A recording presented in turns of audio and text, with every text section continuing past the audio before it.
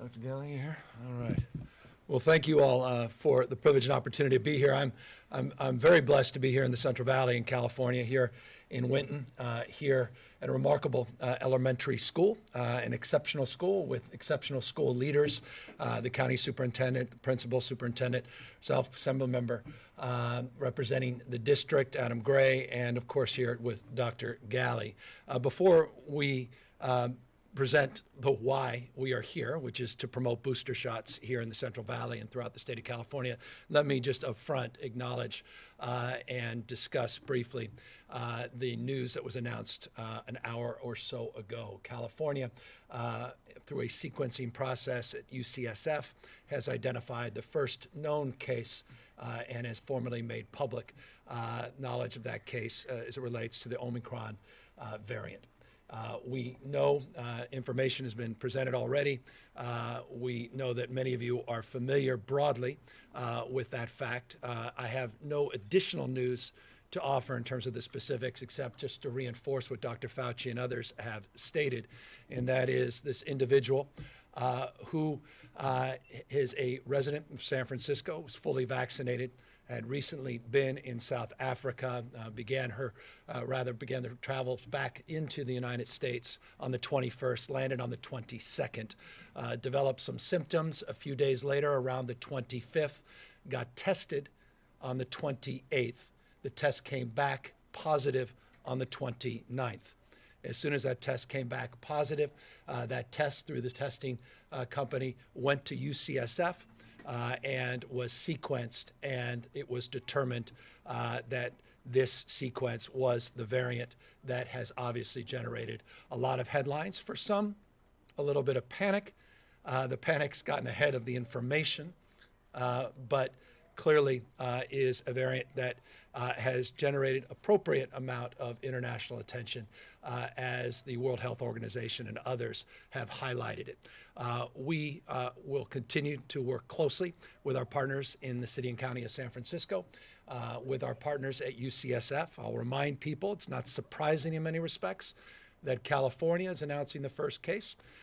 This state is the birthplace, after all, of biotech, of life sciences. UCSF, one of the leading genomic sequencing institutions in the world, and we are blessed to have their partnership and have their expertise, and we have, as you know, perhaps the most robust, not perhaps, we do indeed have the most robust testing program and protocols in the nation, and now with over 59.6 million doses of vaccine administered, we can certainly lay claim to having done more in terms of vaccinations than any other state in this country. As a consequence of those nation-leading efforts, not only are we here to highlight the recognition of this case, and by the way, it is correct, unsurprisingly, I'm just going to reinforce what was stated publicly, that this individual is doing well, mild symptoms. The people that this individual came into contact have been tested,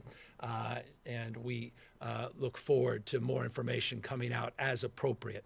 And while it is true, as is often the case, we do know a little bit more about this individual. Privacy requirements dictate that we can't share everything we would like to share. It's always often asked, why not? Well, I think none of us necessarily want to be in that position, but there is broad strokes information, fully vaccinated, not boosted, within that 6-month window, more recent, relatively speaking, recent vaccinations, so the booster was not recommended in that respect.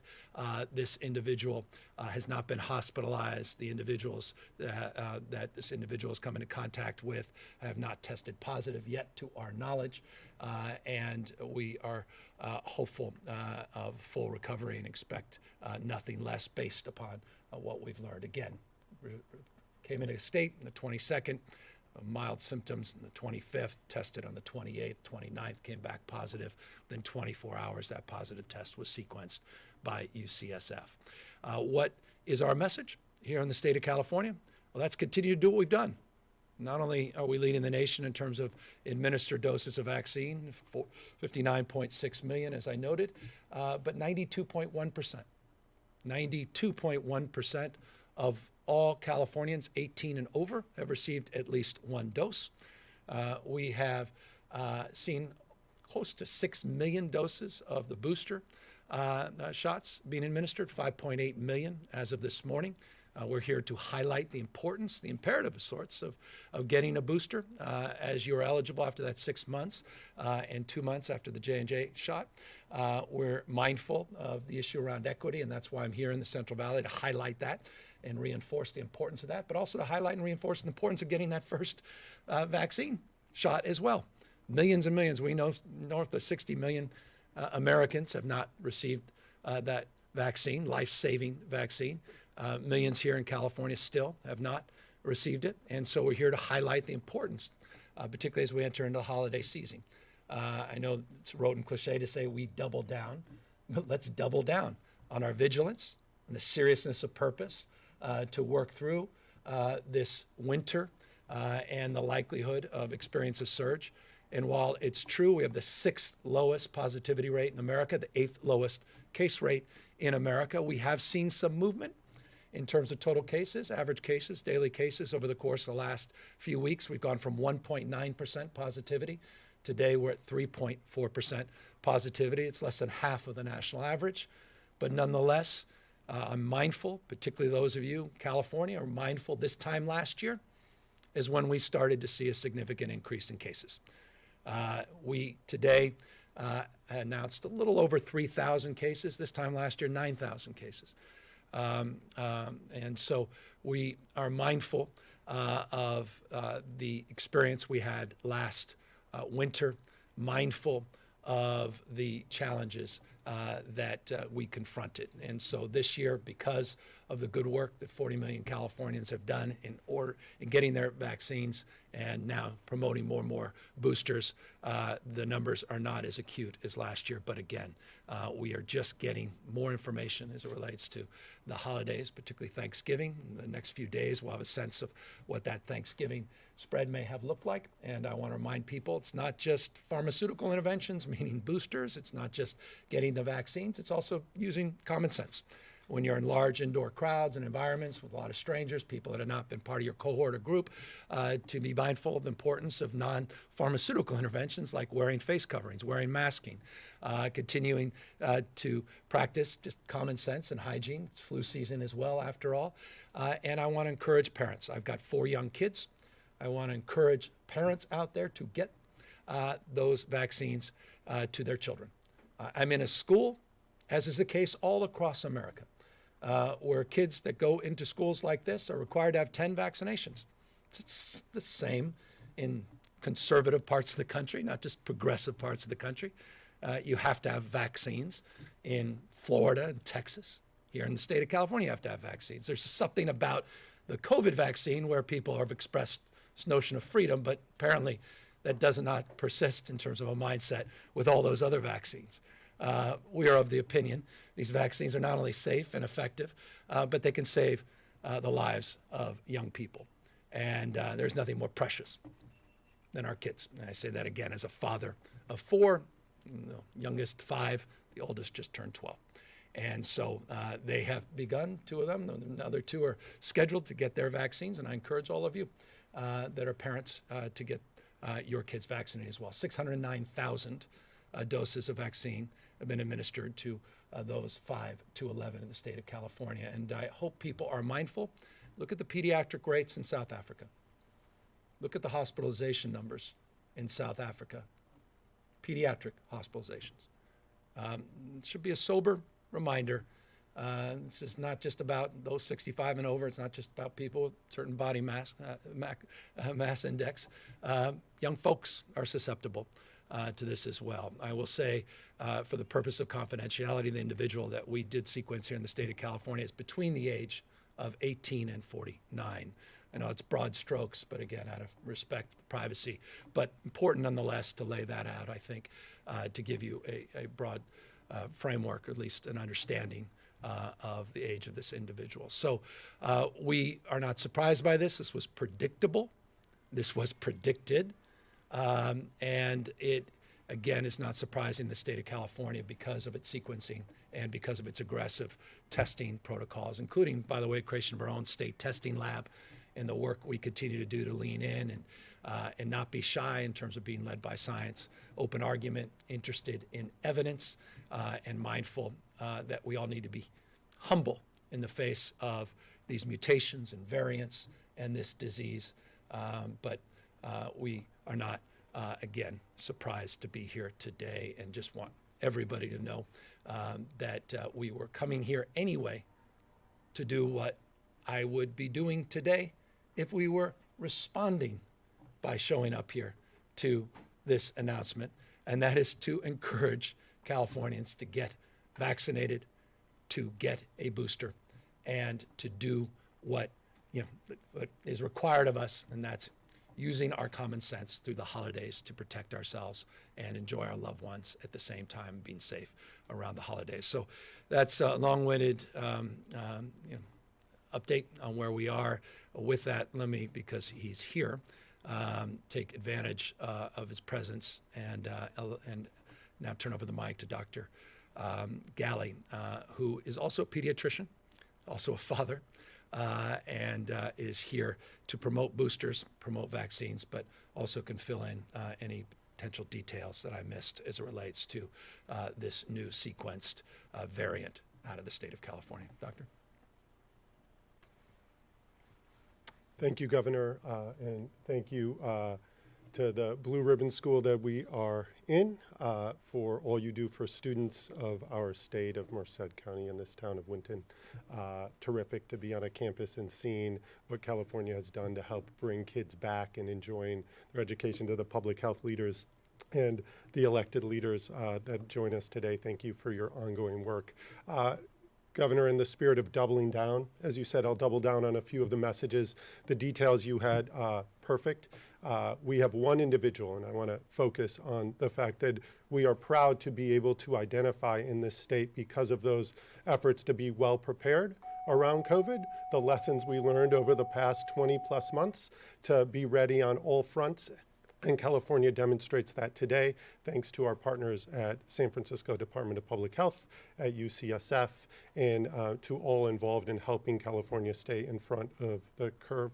This one individual, indeed, I want to highlight, fully vaccinated. And some people might say, well, is that of concern? Does that mean the vaccines aren't working? We have been talking for months about the fact that vaccinations do one really, really important thing: protect against severe disease, against hospitalization and death.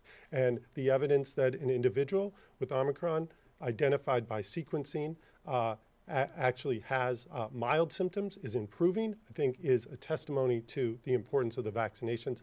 We have a lot more to learn about Omicron. We have a lot more to learn about the effect and impact the vaccinations will have, whether it's more virulent, whether it affects kids more than prior strains, the Delta or others. So we still have a lot to learn, and that's doubling down on the message of vigilance. As we enter this period of gathering information, working with global partners, federal partners, local partners on understanding the impact, we ask Californians to do the things the governor said. Get vaccinated, get boosted if you're eligible now. Don't wait. There's a lot of talk about a variant-specific boost. That is being prepared. Thank God we have the ability with our pharmaceutical partners to develop rapidly additional therapeutics and vaccines, but we ask Californians who are eligible to get vaccinated and boosted to do that immediately. Stay home when you're sick. If you've been exposed or have symptoms, please get tested. Through many people's efforts, we have robust testing across the state. It is available, it is with immediate results, and you can know whether those symptoms are indeed COVID fairly rapidly. Protect yourself, protect those around you. And then really doubling down on the message of when you're indoor places with people you don't know, crowded gatherings, please wear your mask, consider it, make sure that mask fits well. It doesn't do any good on your chin, doesn't do any good when it's wide and open, so please work on getting a well-fitted mask. Work with public health if you are positive. help identify those individuals who might be close contacts so that we can make sure that they're safe and those around them are safe as well. So as we enter this period of uncertainty, it is not a time to panic, of course. We haven't panicked in California in quite some time because we have done a lot to prepare, but we will continue to be vigilant.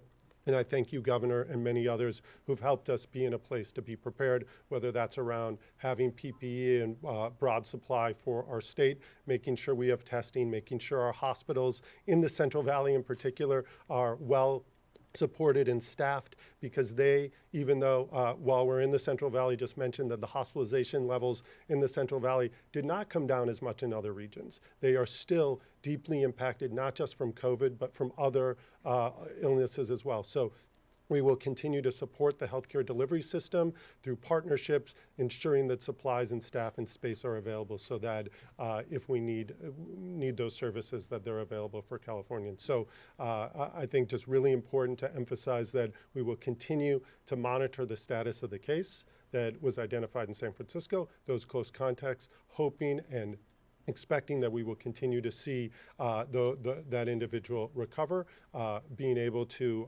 additionally look across our state and track for other infections if they do emerge in our state. Emphasize again, this was in a traveler, this was in somebody who was in South Africa, so everything aligns that it's not unexpected that we actually do have a case here in California, and we do expect that over time we will have additional cases, and that's why we need to keep our guard up, do the things the governor mentioned, do the things I know others are going to mention. You're going to hear them time and time again. I know we're tired. I know people are looking forward to the holidays, but I think some simple tools that allow us to live and do the things that we're excited about in these next many weeks can still happen with our guard up. So with that, I know we have a lineup of folks. I'll happy to introduce Assembly Member Gray. A real privilege to be in your county, in your district, and focused here on the message of making sure kids get vaccinated, and the vaccine message is strong and alive here in Merced County.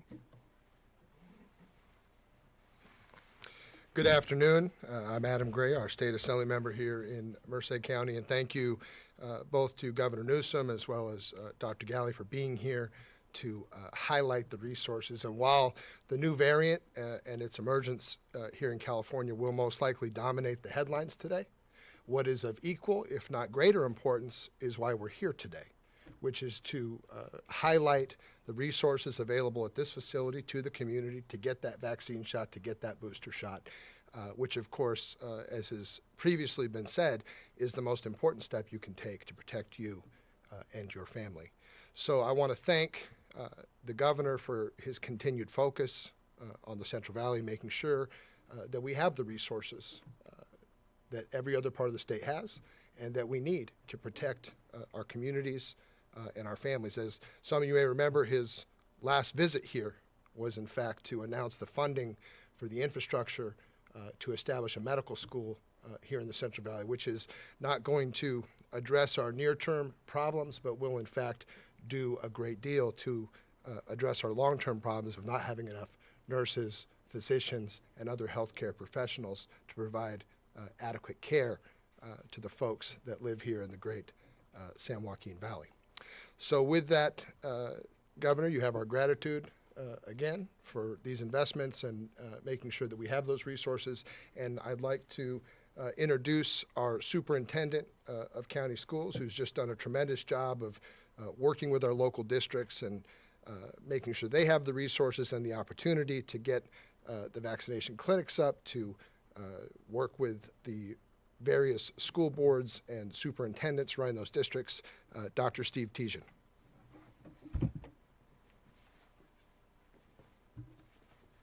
Thank you, Assemblymember Gray. It's a pleasure to be here. I'd like to, first of all, welcome the governor to beautiful Merced County, and of course, I'd like to thank our hosts, Winton School District, Superintendent Randy Heller, Principal Ka Vang, and the staff here that has done such a wonderful job to prepare for this visit. The key here today, of course, is that there is a clinic being offered to 5 through 11-year-olds. It's the first school-based clinic in our county. It's the first clinic that I'm aware of in the San Joaquin Valley. And so we're excited to be here today to reinforce the message of how important vaccination is for students in not only in Merced County, but across the state. We want to just say one or two things about the work that we've done over the past 20 months among the schools. Schools have been on the front lines for 20 months. They've worked hard to make sure kids are back for in-person instruction. We know that our children need a caring, well-prepared teacher to make sure that they can achieve what they want and need to achieve in life and be able to be part of that world market of ideas and labor here in California that leads the world. And we know that happens best when kids are in school with a caring, devoted, prepared teacher. And so please get your children vaccinated and keep them in school. We've had a great partnership over the past 20 months with our local health department, led by Dr. Salvador Sandoval and Chief Dr. Rebecca Nananjo Kemp and Kristen Sullivan, the epidemiologist. It's been a partnership that's allowed us to return to school, return to instruction last year in October. We're one of the counties that did return early, and because of that, we had a 98% return rate this past August when we reopened schools fully. I want to thank again Governor Newsom and Assemblymember Gray for supporting us financially over the past year. We can't do this without the additional support, financial support you've provided. We want to thank you for that and look forward to a strong recovery in the future. And with that, I'd like to turn the podium over to Dr. Sandoval. Thank you. Sorry, Dr. Nananjo Kemp. Good morning. Thank you, Dr. Tijan, and everybody here. I want to express extreme gratitude for having the governor and his administration in our little county of Merced. I call it the little engine that could. We've had a lot of experiences, a lot of loss, but hopefully we'll start to see an upward trajectory as we move forward, and really appreciate your words. And I'd also like to say on behalf of Supervisor Lloyd Pereira, whose district Winton sits in, he wanted to express his gratitude personally, but he could not be here. He apologizes in advance for his absence, for keeping your promise to prioritize the promises that you made to the Central Valley and keeping us level as much as possible with the remainder of the state. So thank you, Dr. Galley, and thank your administration and the State Health Department. This last winter, over the past 2 months, during last year's holiday season, Merced County experienced a loss of 200 additional lives due to COVID alone. The greatest risk to a child is the loss of a caregiver or a family member. And here we have all this opportunity through vaccination, through testing, through non-pharmaceutical interventions such as masking. And unfortunately here in Merced County, we remain at 47% vaccination rate. You all heard the governor earlier that in the state of California, we're hovering around 91% of all adults who are eligible to be vaccinated have received at least one dose. And that is a number that we'd like to see emulated and mimicked here in Merced County. It's going to require everyone. We have a responsibility as adults, especially when it comes to looking and overseeing and protecting our future generations. Because of that 33% increase in the number of deaths because of COVID, one of the things that Merced County has placed an emphasis on this holiday season is making sure that we keep our holiday tables full.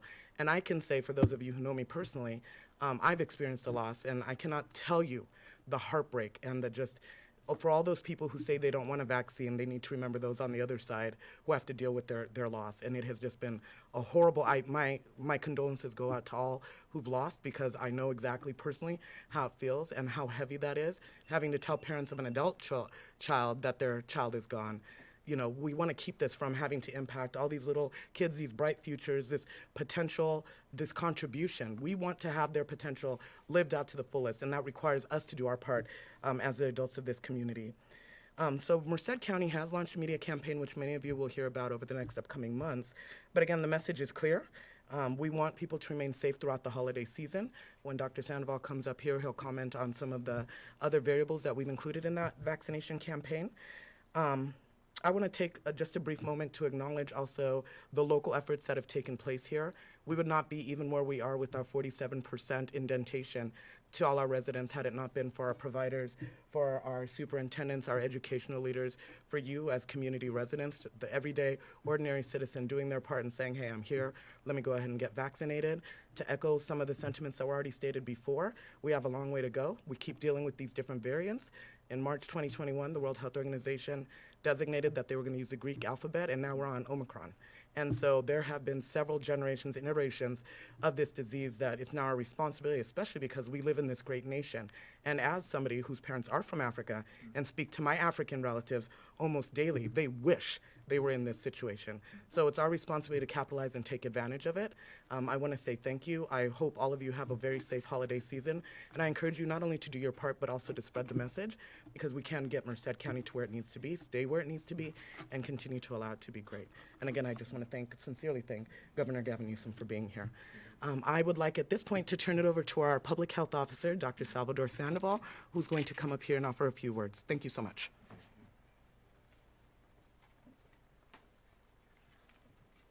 Good afternoon. I also want to thank the governor's office and the local school, Sparks. I enjoyed really seeing these young, lively children, and keeping them healthy and safe is going to be very important in this holiday season. As Dr. Nanjonjo Kemp mentioned, we're launching a campaign in Merced County. There was a recent op-ed in the Merced County Times specifying some of the things that have been mentioned, like, for example, the need for using masks in public spaces, for example, when doing shopping and when around people that you're not part of the usual circle. In addition, the testing is very important because we've partnered with the schools and then also with Duke University, for example, to get home testing so that students can test when they come back from the holidays, and also test again at 3 to 5 days, and then when guests are coming over that they're not too familiar with. The last component is we wanted to let people know about the monoclonal antibody, which is a measure that can be used for people that become ill with COVID. There's talk of a pill form of antiviral, but at this point, with the delays in getting any such treatment, we are focusing on the monoclonal antibody. We've identified sites in the county so that we can target the higher risk individuals for treatment. I wanted to just say a few words on the children. I think it's very appropriate. We're here at an elementary school. Even though some parents feel that the vaccine, that the disease is not as dangerous with children, we want you to know it's the 10th leading cause of death in the country for children, and more children have died of COVID than have died of influenza and other diseases for which there are vaccines. We've been able to keep the schools open. I think the fact that the governor's campaign has really helped to keep the schools open in comparison to what's happened nationally. And I think that's important for the mental health of our children, for their education, and also for their physical well-being. Puedo dar unas palabras en español, pero por el tiempo, pues mejor hacemos esa entrevista separado. Muchas gracias. Thank you very much. And just on that point, Doctor, thank you for highlighting. California has about 12% of the nation's students, but less than 1% of the schools that have shut down in this school session. And I think that's important to highlight because of our commitment to health and safety. We're keeping our kids safely and healthily back in person instruction. States that haven't followed masking, haven't followed the science, have actually seen higher rates of schools shutting down. And so if we want to keep our kids in school, it's a top priority for all of us. The social and emotional benefits of that are self-evident, particularly parents, but more broadly understood now in a larger community. We have got to continue our vigilance and maintain our health. leading efforts. And so I want to just acknowledge your work on that, this higher school district here. Thank you for your partnership. Thank you for being a working partner, not a sparring partner. That's not always expressed across this nation, not even for that matter across this state. And I want to remind folks that you matter and we care. And those disparities persist all across the United States. They continue to persist here in the state of California as it relates to testing, vaccination. Those health inequities need to be closed. We've been very forthright about that. We've been very transparent about that. And that's why I keep coming back. To make a point, we have to do more. We have to do better. And we're here to highlight that we still have disparities, particularly in the Latino community as it relates to boosters and vaccines. More broadly, no other community has been more impacted than the Latino community by this pandemic. And that's not just unique to California, that exists all across this country. And so I'm here in that spirit, again, of trying to reconcile that and continue to provide resources and a more resourceful mindset as ways we can close those gaps. We have a health equity index that we put forth, one of the first in the nation. We monitor that on a daily basis.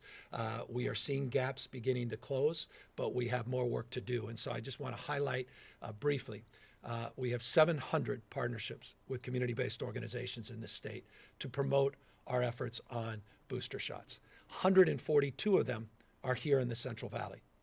We have also partnered with 37 ethnic media outlets here in the Central Valley as well to address these disparities. The boosters, we have seen, not surprisingly, we've seen booster rates vary by county profoundly. Colusa County is about 15% of our reported boosters. Marin, as high as 40%, 39.9% to be exact. Merced, so yesterday was 19.4%. Doing a little bit better than Colusa, but not as well as counties like Marin. So we have work to do. That's why we're here, to highlight that, to reinforce the importance of these boosters. At the end of the day, we may look back. I'll leave the expertise to the doctor, but this is a 3-dose. I mean, we talk about boosters as if they're somewhat additive. I think it's becoming increasingly clear of this notion of waning immunity and the importance of getting that third shot. And by the way, it's very familiar to me as a parent.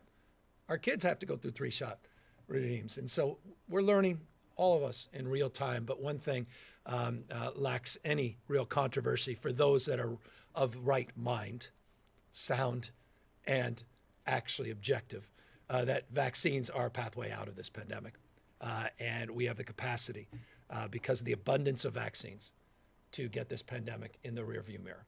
But again, we are here on this day with the announcement that was made from UCSF in the state of California, mindful that the longer we live with this virus, the more mutations, the more variants we will have to face. And that's why we have to face down the skepticism, face down the misinformation, face down the disinformation around the safety and efficacy of these vaccines. And that's why we're here proudly to see 5 to 11-year-olds with this pop-up mobile site here at this elementary school, to see those doses administered, giving not only those kids a little breathing room in terms of their own experience and their own expressions and their own confidence in their own health, but their parents in particular, that in the holiday season can, breathe with a little bit more confidence that their children, the most precious things in their lives, are going to have that level of protection because of these vaccines. So again, we're grateful to the entire community. We're grateful to leadership assembled here today. And of course, we're here mindful that you may have a few questions as well. Alrighty. Good afternoon, Governor. Karen Alvarez with KC24. My first question, I have a couple. With the first confirmed case of the Omicron variant here in California, what's the status of the future of schools and businesses? Could we be seeing a shutdown? Look, I'm confident if we continue to do what we've done, which is continue to be in the top 10 in terms of the lowest case rates and among the highest vaccination rates, and among the lowest positivity rates, that won't be an issue. It's really important to folks to understand we have agency in this pandemic. We're not bystanders in this pandemic. It's our decisions that will determine our fate in future, not conditions. And so I said this a moment ago. I'll repeat it again now. With a new variant comes uncertainty, because there's a lack of information. We don't know what we don't know. So people are being vigilant. Some comments that have been made, let's be candid. You saw the Moderna CEO, the markets internationally collapsed out of concern of some of the statements they made. I'll say this with respect to, I don't look to the CEOs of big pharma for always the most objective advice. I look to doctors, I look to public health officials to objective advice. And they're saying almost universally, we were constant contact. Dr. Galley on the phone this morning, not surprisingly, with CDC director and communicating in real time with our partners, private sector partners, not just public sector partners, that there's more panic than information around this new variant. And that just means we have to keep our mind open, but maintain our vigilance. And that's why we're here. And just doubling down on what we're doing is the most important message I think we can communicate, so we can avoid any shutdowns. We can avoid shutting down our schools or businesses. None of us want to see that happen. I certainly don't want to see that happen.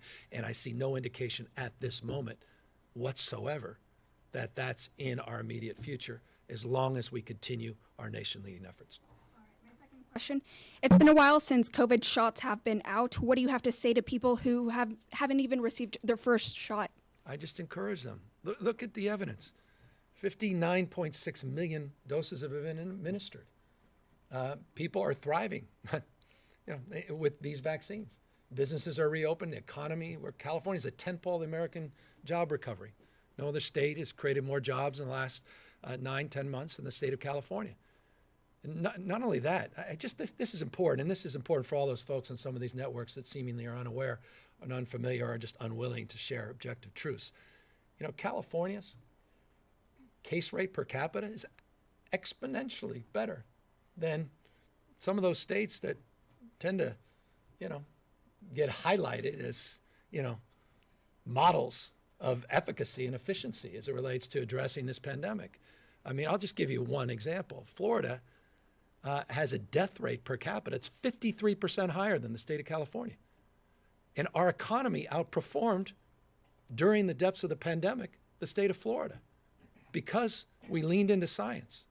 We leaned into public health. Our economy outperforms, and the health of our citizens are protected, people's lives protected as a consequence of these efforts. And so I say that just to reinforce the importance, the imperative in many respects, of those that are on the fence to meet with their pediatricians, meet with their doctors, meet with their pharmacists, meet with folks that are in their family unit in particular that have gotten the vaccines.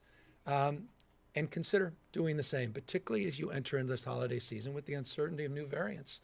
And this is not the only variant we're monitoring, quite the contrary. There are dozens we had 2 West Coast variants at the beginning of this pandemic. We had a New York variant, many other variants that likely will follow even this one. And the way out of this is to get vaccinated. And my last question, so much news coming today. I have to ask, today the Supreme Court heard oral arguments in a case that has the potential to overturn Roe versus Wade. What's your take on the abortion case? Could abortion care be in crisis? Not in California, quite the contrary. We believe in reproductive rights. We believe in our responsibility to be there for women, particularly here in the state of California that's long championed reproductive rights. And California is a place of refuge. Not only for 40 million Californians, but also for women and girls all across this country, and will remain so proudly. And I listened to a portion of the oral arguments. I'm as concerned as anybody. I'm a father of 2 daughters, and I'm very concerned about the direction of this court. I'm very concerned about the direction of this country. Yesterday we have a radical judge, and I say this as a son of a judge. So I say that with some consideration. But this Judge Benitez, who seemingly thinks weapons of war are appropriate, that people have the right to weapons of war, that somehow those are protected in the Constitution. And he threw out our ban on large capacity magazine clips. You may have read, I hope you did, that on Black Friday, a father bought a 9mm pistol, semi-automatic pistol, with allegedly 3 large capacity magazine clips, 15 bullets each. And tragically, his kid used them now to kill 4 of his classmates. 4th died this morning. 7 others wounded. I mean, what the hell is that? I mean, people claiming pro-life. And what do we hear from those folks today? Sitting there waxing on about pro-life, and they're anti-vaccine, anti-mask wearing, waxing on about pro-life, and they say nothing about these weapons of war. There's no country on planet Earth that experiences what we experience. It's a disgrace. The hypocrisy is a disgrace. Florida's death rate's 53% higher than the state of California. And it's celebrated as if that's some, moniker of freedom. How about the freedom from, not just the freedom to? The freedom from the fear and anxiety of sending your kid to a school like this without worrying about weapons of war being promoted by judges and being promoted by politicians. This misinformation and disinformation around vaccines is a disgrace. It's a national emergency. We need to call it out. We all need to be held to a higher level of accountability.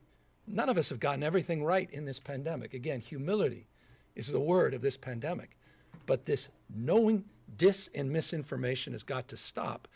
And please, with respect to those out there promoting weapons of war in our street, stop. And those that wish to turn around precedent over 50 years on a woman's right to choose for herself, her fate and future, that to me also needs to be protected. And so I am hopeful they'll reject the arguments made by the representative of Missouri. But Californians, to rest assured, we are standing tall and strong in support of women's reproductive rights. Forgive me, I got 4 kids. And what happened in that school sickens me, because just another day, we're moving on to the next damn news story. Until there's the next one, and then we'll move on to that, and we'll hear damn thoughts and prayers. And these are the same people that we're celebrating this case today, talking about life. Please. Sorry.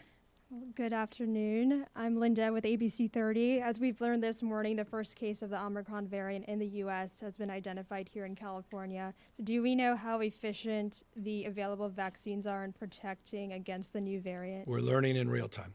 And anyone who suggests they have that answer, Dr. Galley, doesn't. They're misleading you. So again, less information, more concern about this new variant.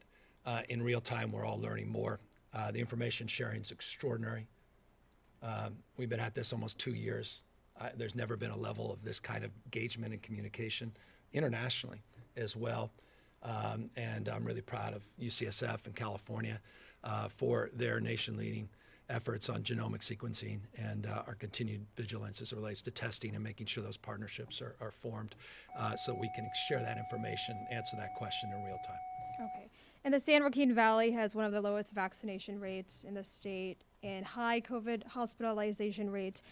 As you mentioned, with more holiday gatherings coming up, what is your message for people who are vaccine hesitant or vaccine resistant? Look, I respect people that are hesitant. I don't respect people that are misleading and lying to people. And let me just say that I had a booster shot. People knowingly were lying out there. Mainstream media started picking up the lies. We all have to be held to some level of accountability. It's just remarkable what is said by otherwise reasonably thoughtful people, meaning people that are paid a lot of money to come across as reasonable and thoughtful, at least. So I know where that hesitancy comes from, because if that's all you're reading, I've got a family member, he sends me stuff all the time, the Daily Signal, this. I get why this person lives on the edge. It's jaw-dropping, but I have deep empathy because the lies that he reads every single day, not just about the vaccine, but across the board, the jaw-dropping objective lies. So if that's what you're being fed in the filter bubble that we live in, certainly online, but increasingly in person, analog, not just digital experience, then I understand that. And so I'm sensitive to that and I'm empathetic to that. And that's why we have to work against that, but with love, with love and understanding. And that's why I just think there's no substitute. It's not going to be me that convinces anybody of these things. It's going to be a family member, a loved one. It's going to be someone you truly trust and you revere and admire. And that comes in many shapes and forms. And that's why we have PSAs and nail salons, at laundromats. We're trying to truly, when we talk about meeting people where they are, we're trying to go where people are, where they're having conversations. You may have someone that, and that you enjoy spending time with on Sunday mornings at the laundromat, that, you get a lot of your information. Well, I want that the conversation to be sparked there, not online or, respectfully on One American News. I mean, there's a source. Forgive me. I think I've gotten into a bad space here. If I were a member of my staff, I'd cut the cord here, but I'm gonna risk it. Thankfully not. No, thanks. Hi, Governor. I'm Rich Rodriguez from Fox 26 News in Fresno. I want to talk about crime, specifically shoplifting. I did a story last week. I talked to a store owner. He's been hit by the same guy 4 times in 1 week. He says the laws have no teeth, and that's why thieves aren't afraid to go into stores. Well, I Is don't know. it time to revisit Prop 47? Well, hold on. There's laws against shoplifting. So the laws, I don't know what, that individual should be arrested. If they've been identified the first time, they should have been arrested the second, third, fourth time. So Do you think that is a deterrent? Do you think that scares people? to be arrested, I certainly. But they don't even it to spend time in jail, Governor. Well, they could prosecute them, arrest them. Let me challenge the notion. Since Prop 47, crime dropped significantly. Shoplifting dropped significantly. Property crimes dropped significantly. 2015, 16, 17, 18, 19. We have seen since realignment and Prop 47, property crimes decline.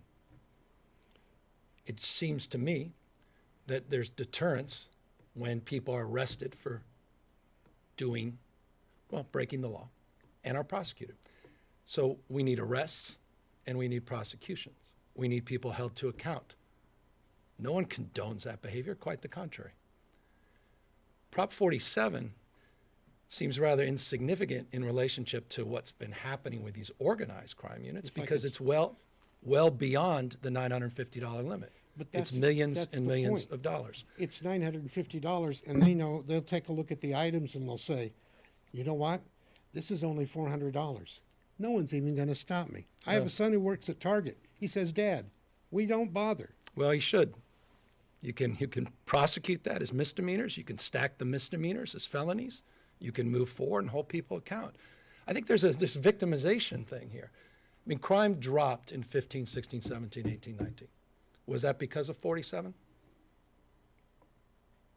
You're the one with the stats, sir. Well, my point being, I think it requires more of a deep analysis. I think we're quick to judge because we have overriding concerns and opposition over some of the reforms that we point to. But it still was $400 prior to that. It's $950. I'm concerned about this. That's why we put together a retail theft task force. I'm concerned about it. That's why we did that last year. That's why we put millions of dollars with the CHP to do more task force and intervention. We've announced many of those partnerships up and down the state. You noted last Monday we announced we're putting substantially more money into next year's budget around this issue. I don't condone it. I don't celebrate it. I don't support it. If people are breaking in, people stealing your property, they need to be arrested. Police need to arrest them. Prosecutors need to prosecute them. Judges need to hold people accountable for breaking the law. These organized crime waves, millions of dollars of materials have been taken. That has nothing to do with Prop 47 at $950 because it well exceeds that consideration. Prop 47 has been conveniently used as, from my humble perspective, as an excuse for things that don't necessarily have to be, meaning people can arrest, they can hold people accountable, and they should. And that's what I'm encouraging people to do. In addition to that, the state is doing an unprecedented amount to support cities and counties to help in the investigation, data sharing, regionalizing support, particularly around organized interest. And that was a bill we not only announced last July, but it's money we put in the budget.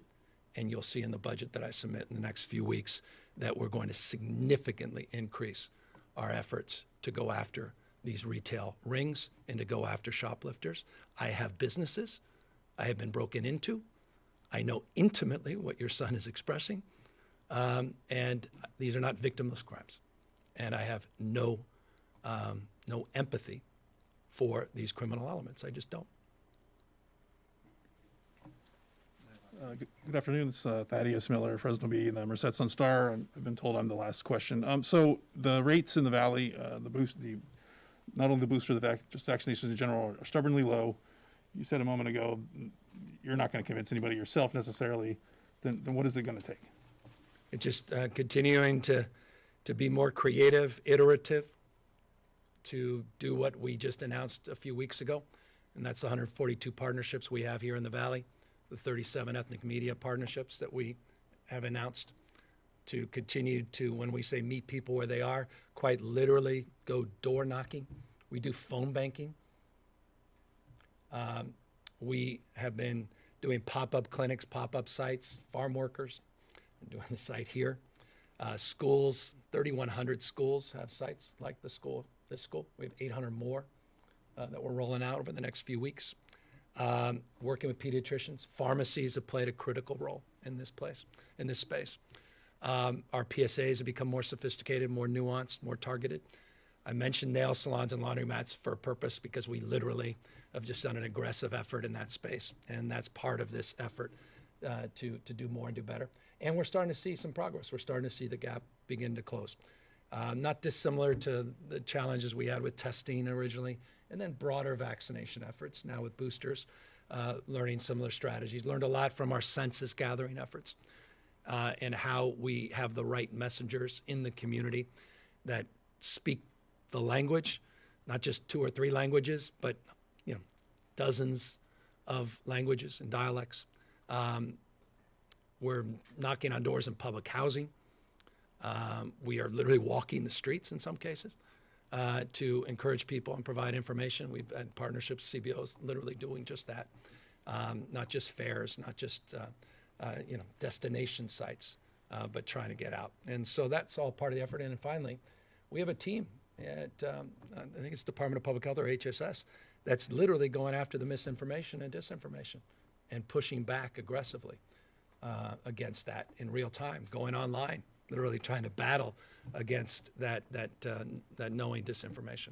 So those are all efforts, and we'll keep at it. And again, this state's made great progress, and I'm really proud of that, and I'm proud of the incredible work local leaders have done in this space as well. And let me close again on this retail theft. Don't think for a second, I'm not defending the status quo. Quite the contrary. It's unacceptable. Period, full stop. It's been unacceptable. As a former mayor with a police department, as a mayor that was accountable at, I want to see local efforts. I want to see them stepped up. I want to see investigations. I want to see arrests. You've got some folks not even arresting. Arrest. But I also want to see prosecution. And you have the ability, look at the laws, you have the ability to stack repeat offenders and to move to prosecute. You do. Whether or not you choose to do that is an interesting part of the conversation. Some don't. I think 47's interesting in this respect that it didn't seem to be the focus of everybody's coverage for the last 6 years. To the degree now it is. Even though we're seeing shoplifting in states that don't have anything like 47 increase and property crimes, there's something else happening here as well. And I think any exploration on this subject must fully explore the why and not just fall prey to what I see often in politics, I've done this a long time, scapegoating initiatives or scapegoating a change in the law and saying, well, that's simply it. I think it's more complex, long-windedly, than that. That said, the status quo is unacceptable. With that, I want to thank you all for this animated conversation. And I appreciate everybody being here, and thank you all for what you're doing outside, and look forward to walking with you and see all that right now. Take care.